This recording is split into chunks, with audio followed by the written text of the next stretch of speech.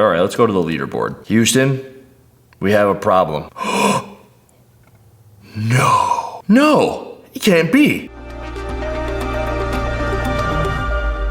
Yo, got this at 11:05 a.m. and I stared at this for a little while, and I'm just now realizing that the hopper words are within a hopper itself. I was always thinking, why is it the hopper comma L, like the hopperl? I don't get it. Just like everybody who tries to subscribe to this thing, they don't get it. They don't get the emails. They're decent emails, but I think I might be one of a handful of people who actually receive the freaking things. That's what we're gonna be talking about today, is the hopperl. Right at the top of it, it says in this email, oh, would you look at that? They got little links for you to click on and so that you can go to their Pinterest channel. I didn't know CrossFit had a Pinterest. Wow. They also have a Spotify link? Oh, that's weird. So when you get the hopperl, it gives you a method to contact CrossFit Games support. This is nuts. I knew about Instagram, YouTube, Facebook, Twitter. Where's their TikTok? They got a TikTok? I thought that's where they were putting all their efforts. Okay, let's keep on going. The semifinals competition schedule kind of tells you how many people are going to each of them, and I think we kind of had that hammered in, but it's good to see it again, I suppose. There's a cool little colored chart where now we can see that there's one man and one woman going from Africa. Okay, that's a lot of work for one man and one woman to go from an entire continent, but we can keep going. Thursday is on-site registration for the teams. Thursday through Saturday are the competition, and then Saturday night is going to be the podium ceremony. Then for the individuals, you are going to register on Thursday. You compete from Friday to Sunday, and then Sunday night is the podium ceremony. I think that's kind of unique, isn't it? I don't remember that being the case where the teams are done on Saturday and then the individuals are done on Sunday. The individuals start a day later. So they each get 3 days of competition, but that's unique. But wait, they also have the teams registering on Thursday and competing on Thursday? This is for the North America East, West, and Europe. It's different for Africa, Asia, Oceania, and South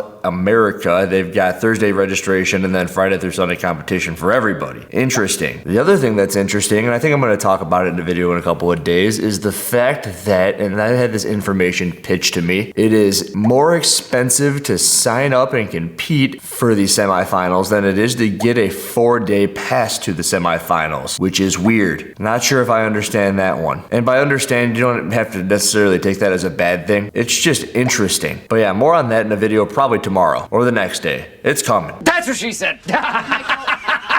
They have a section called That's Appealing. This is why I wanted to make this video. During live competition, there are situations where CrossFit athletes can appeal the outcome of any given test. The system allows athletes recourse when a situation outside of their performance on tests impact the results of the competition. To ensure a fair competition, the CrossFit Games investigates all valid appeals during live competition. An athlete has the right to appeal the outcome of any test if they feel their score or placement was incorrect based on the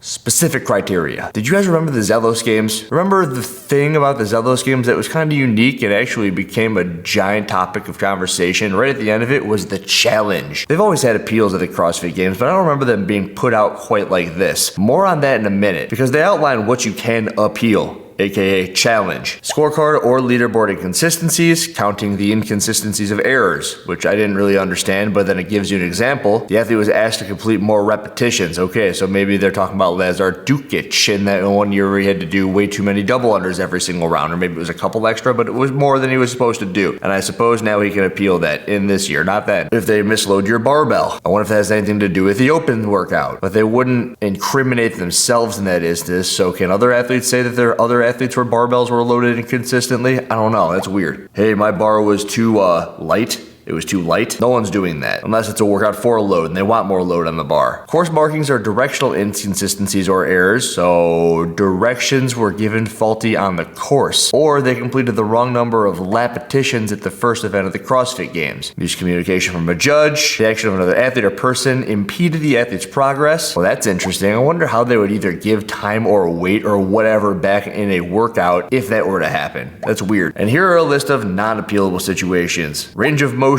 squat depth, extension of the hips, knees, or arms, and stabilization of a lift overhead. Okay, that's it. That's all they have listed there. They have the how to make an appeal. There's an appeals manager. Sounds a lot like the liaison. Is this person going to be doing their job, or is Scott Panchik going to rupture his knee falling off of a rope and landing on it? I don't know. Where's the appeals manager? I did an extra lap on the bicycle course. He's not here? Well, it says right here that I got to be doing this immediately following the test, but it also says ideally, and we know how they like to be finicky picky about words. So if it's Mal O'Brien, it's ideally. If it's the athlete in the bottom 5, you got to do it immediately following a test, or else. Mal O'Brien said she did 5 laps, and 3 days later she wants to appeal that. And like, well, I think I did too many laps. Is that what you think? You think? Oh, it's okay, Mal. No worries. You did block that Hillard guy on Instagram, right? Okay, you're good. Coaches may not appeal on the behalf of their athletes. Okay, that's cool. The process. You can read the process if you want. That's too much. What they have new this year, and this is what I said I wanted to bring up later, is that to keep the appeals process focused on legitimate issues, the CrossFit Games is implementing a 2 appeals rule during this year's semifinals in CrossFit Games. You like the saying, give credit where credit is due? They're yanking this from the Zelos Games. And you know who put that in play at the Zelos Games? This guy. You get a challenge, and if your challenge doesn't go according to plan, you don't get another challenge. It doesn't matter. Well, whatever, CrossFit. I'm glad I was able to help you. Oh, I guess I didn't even talk about that part yet. It says case study for the 2 appeals rule. In example 1, an athlete submits their first appeal. They appeal because they believe the judge required them to complete more repetitions than necessary. It's a valid reason to appeal. In this case, the appeal rules in the favor of the athlete. The athlete's score was changed to reflect the decision that the athlete was notified. The athlete maintains 2 appeals, meaning they didn't lose one, which makes it look a lot like a challenge in football. You either lose a timeout or you don't. There has to be some sort of a ramification for putting all of these people through an extra step that they didn't want to take. And I liked it. I liked it at the Zelos Games, and they liked it so much that they implemented it themselves as well. Oh, and then they have a third one. An athlete requests to appeal. They believed their squat depth was low enough, but their judge gave them 3 no laps during the competition. This does not meet the requirements of the appeal. The appeals process is denied by the appeals manager, and there is no change in the athlete's score. The athlete still has 2 appeals. Okay, they just said, no, you can't do that. It's against the rules. All right, so that's one thing that they've yoinked from the world of Andrew Hiller. Now we got another one. Is your supplement worth the risk? Very, very good information that they're sticking out in the hop roll. Athletes are always trying to improve their performance. Many athletes turn to supplements to try to get an edge on their competition. Some supplements have been shown to increase sports performance, but athletes need to be careful and do their own research prior to taking any nutritional supplement. You hear that, Blue City CrossFit? You better start paying attention. Be aware, you're in for a scare. The supplement industry is loosely regulated. Because of this, there are some times where prohibited substances and supplements are not on the label. This can be accidental or intentional. Who would have known? Surely not Blue City CrossFit. The biggest risk comes with supplements that claim to be anabolic or muscle building, say they will improve recovery and intensity to a workout, or otherwise enhance performance. Supplements offering these claims have been historically more likely to cause failed drug tests among athletes. That is a bold claim, and I would like to see some sort of anything to back that up. When it says that it's muscle building and it proves recovery, yeah, sure, okay, I get it. But it's very anecdotal, and you're just gonna throw that out there. What's your example? You can't just say that. It didn't say anything. Every time that I talk about performance enhancers, and it's mostly of the steroid type, right in my head I have a handful of individuals that I can pull experiences from that I've really talked about in the past. Not by name, but in my head, it's like they're walking around their avatars, right? You guys can imagine just who he's talking about. He's talking about somebody. What are you talking about? I suppose they say a pre-workout. Does this count? I mean, I don't know what the hell's in here.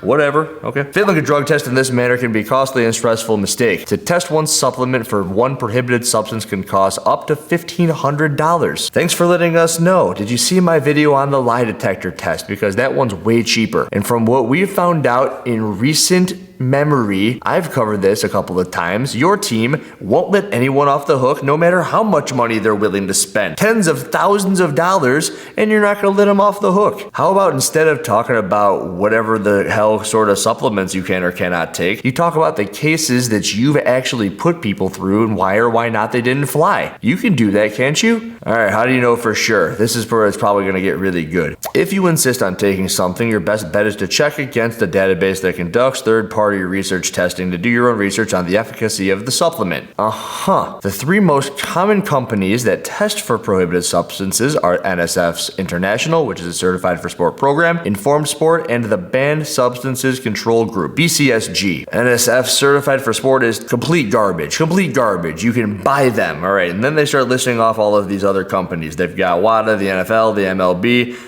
They have these NSF certified stuff, and actually the supplement that I think was used in the Blue City case on some packaging had NSF certified, and then on other supplements for the exact same product line, however it was a different batch, did not have it, which becomes incredibly confusing. And again, I think and I suppose that the onus is on the athletes again, which is what they're saying here. I'm gonna let you know that I've spoken with somebody somewhere at some point, and NSF freaking sucks. Don't trust them. Harvey Dent, can he be trusted? I've never heard of this BSCG one, so I don't really know, and Informed Sport, it's pretty good from what I understand. All right, and then they've got something involving the CrossFit levels. Athletes who completed all the tests during the 2023 CrossFit Open automatically receive a level based on their performance. Ooh, Oliver Queen, what level are you? Let's see, this is good. Oliver Queen CrossFit. Darn, it's almost as if he's a superhero. It doesn't bring me directly to his page like it does for every other person that I type their name in followed by CrossFit. All right, let's go to the leaderboard. Houston,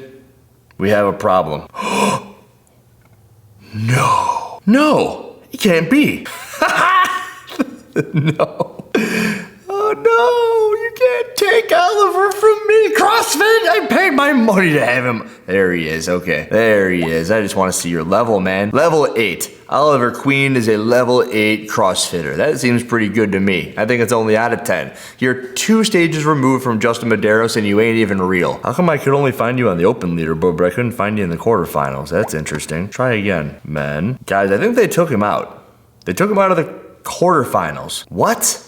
But they didn't take him out of the open? This is happening in real time. This is nuts. Come on, no. I gotta remember exactly where he finished, and I can grab a screen grab of these two things. There's two options. They're adjusting the leaderboard afterwards. Is that what you think? You think you're just gonna cross the rock? After it had been finalized. Where are you, Oliver? Come on, baby. Come back to me, Oliver. 249, right? All right, he's 249. Where are you, buddy? He's not in here. They took Oliver out of the freaking quarterfinals. You're kidding me.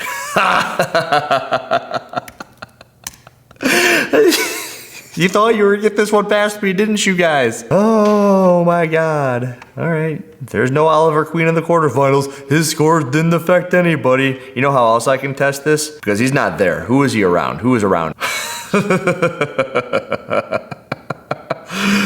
All right, we know for a fact he beat Ben Davidson on the third workout. Ben Davidson, at the time in which I posted my video 9 days ago, finished 93rd, 637. At the time in which I am recording this video, Ben Davidson, who is still in 60th place, 92nd.